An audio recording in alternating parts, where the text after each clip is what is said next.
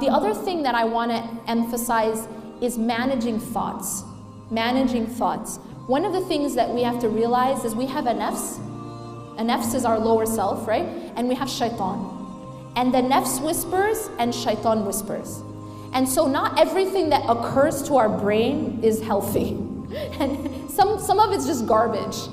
Just complete garbage. So we have to be very careful about our thoughts. Managing the thoughts.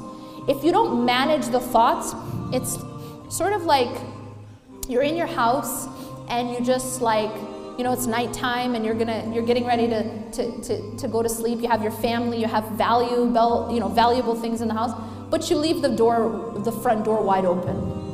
You leave the windows wide open. And then robbers come in and you're like, wait, what happened? Well, whose fault is it? You left the front door open. You left the windows open, so a robber came in and took stuff that you care about. This is the problem with our mind. If we don't put, we don't guard our mind, our thoughts, and we don't guard our heart, then what happens is we're leaving it open to all these different suggestions. Suggestions of shaitan, suggestions of the nafs. And this will have a very poisonous impact on the condition of our hearts and the condition of our minds. Because shaitan is there pouring filth in our mind, and he will put lots of negative thoughts in our head. If we entertain these thoughts, it's like, so the robber comes in because you left the door open, and then guess what? You say, hey, have a seat. Have a seat, have some food. You know what I'm saying? Stay for a while. That's pretty insane, right? But that's what we do with these shaitani thoughts. Negative thoughts. Thoughts about Allah. Even negative thoughts about yourself. Don't think that you're holy because you're hating on yourself. That's not righteousness to have self-hate. Self-hate is actually from shaitan. I'm going to repeat that. Self-hate is from shaitan. These deprecating thoughts about yourself, that's not from Allah. That's actually shaitan, because shaitan knows that if you hate yourself, then you're not even going to have the energy to want to worship Allah or repent or anything. Because hating on yourself is like beating yourself. If someone's beat up, where's going to be their energy to do anything? They're going to become totally, paralyzed. And so self-hate, these thoughts, these bad thoughts about yourself, they're also shaitani. That also needs to be blocked. Those things need to be, don't allow those in. And then once they come in, you give it a place that you give these thoughts, you engage them, you even feed them. That's like taking a robber and feeding him. Like, here, have some food, get stronger, stay a while, here's a room, here's a guest room, go ahead and stay the night. No, you don't let these things in. You block these thoughts. A thought that is self-hating or a negative thought about Allah or about any of these negative thoughts, do not entertain them. A'udhu billahi minash shaitanir rajim. Replace them with positive thoughts. Do not feed negative thoughts. Realize that your brain, your mind, your thoughts, the suggestions that go into your heart, guard it like you guard your house. Guard it.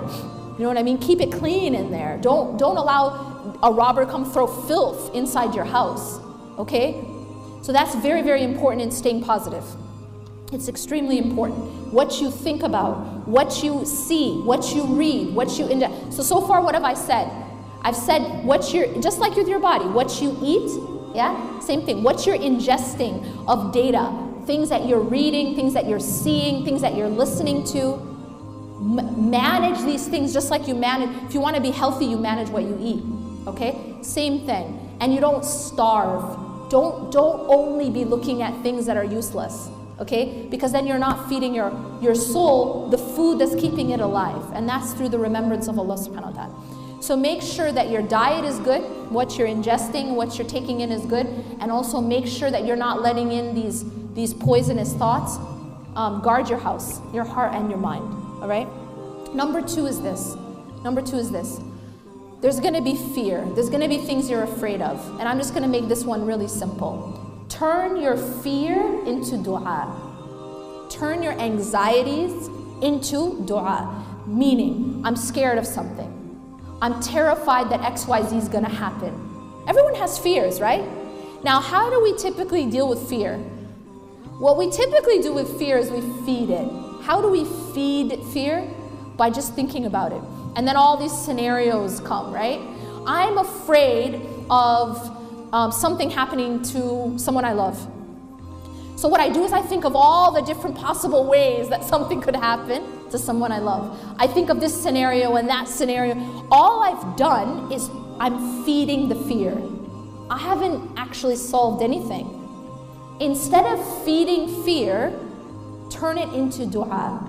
That thing that you're afraid of, make dua about it. Simple as that. Immediately stop it, stop the thought, and then stop the thought, and then turn and focus that feeling of fear and anxiety into making dua. Ask Allah for protection. And then after you've done that, put your trust in Allah subhanahu wa ta'ala. I've given it to Allah.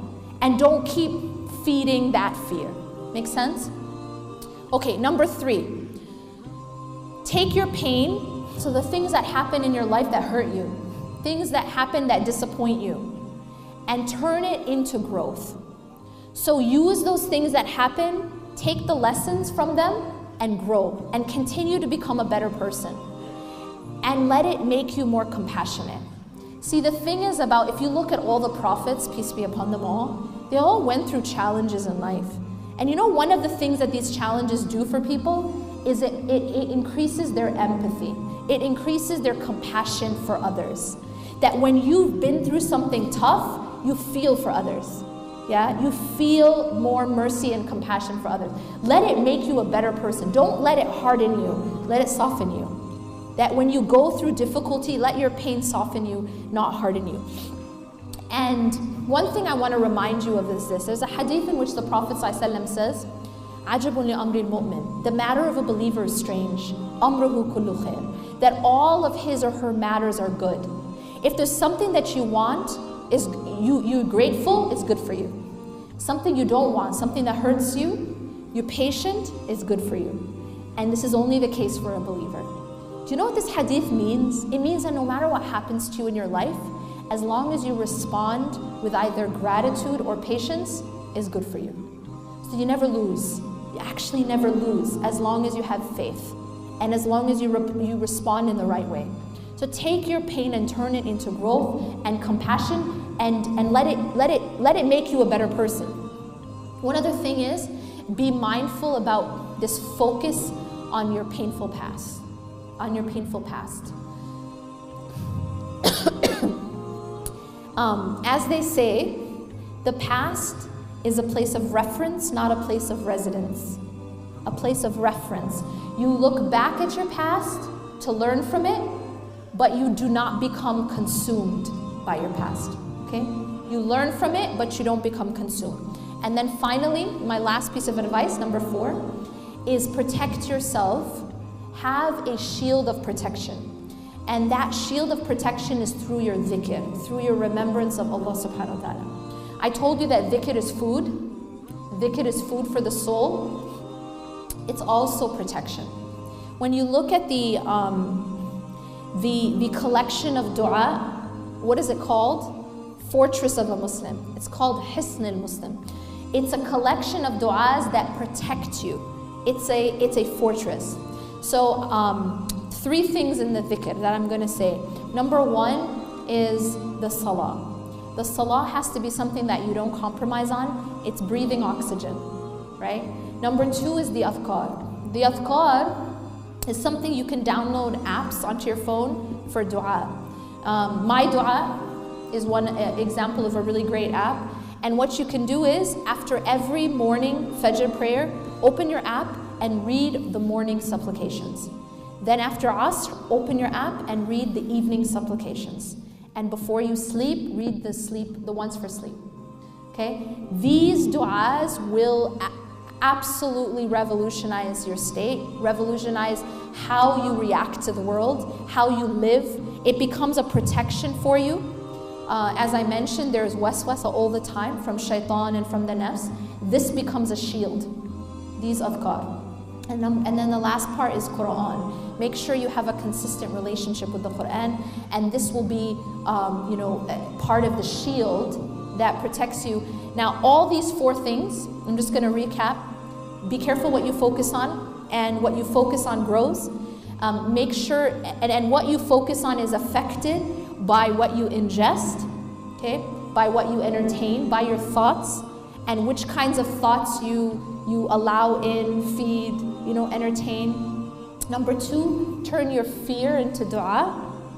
Number 3, turn your pain into growth. And number 4, protect yourself through the dhikr, the adhkar, the remembrance of Allah subhanahu wa ta'ala.